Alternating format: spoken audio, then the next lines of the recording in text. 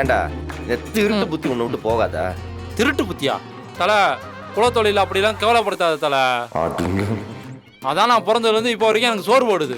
டேய், திருடுறதெல்லாம் ஒரு தொழிலாடா? திருடுறதெல்லாம் ஒரு தொழிலாவா தலை? அவன் வாழ்றதுக்கு எது உதவுதோ அதான் தலை தொழில். இப்போ அரசியல்வாதிலாம் அரசியல சேவையா பண்றேன்னு சொல்றாங்க. ஆனா அதெல்லாம் சேவையாவா பண்றாங்க? தொழிலாக தானே பண்றாங்க.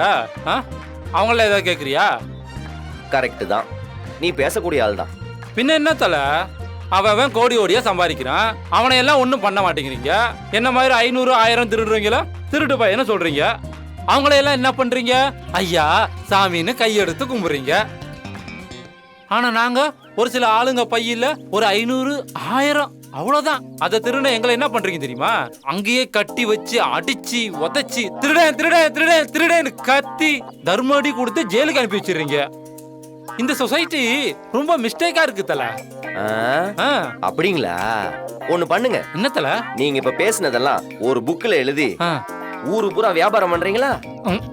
ஆளப்பர் விப்பேன் தல, விப்பேன். என்ன மாதிரி பெரிய பெரிய திருடங்க தான் பெரிய ரைட் ஆயிருக்காங்க. அது தெரியுமா உனக்கு? எல்லா விஷயம் தெரியுதுல்ல உனக்கு. பின்ன திருடுன்னு எல்லாம் தெரிஞ்சு வச்சுக்கணும் தல. ட்ரெண்ட்லயே இருக்கணும். பேச்ச குறைச்சிட்டு உள்ள வா. தல டே நில்லு, இங்க வா. என்ன தல? வாடா. என்ன பண்ற? என்ன தல?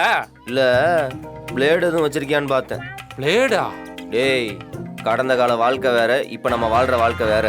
நீ என் கூட இருக்கிற வரைக்கும் உழைச்சுதான் சாப்பிடணும், புரியுதா?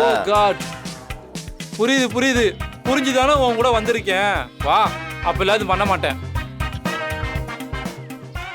நம்ம இவங்கிட்ட வேலை செய்யறோமா இல்ல இவன் நம்ம கிட்ட வேலை செய்யறானா? குழப்பமா இருக்கே.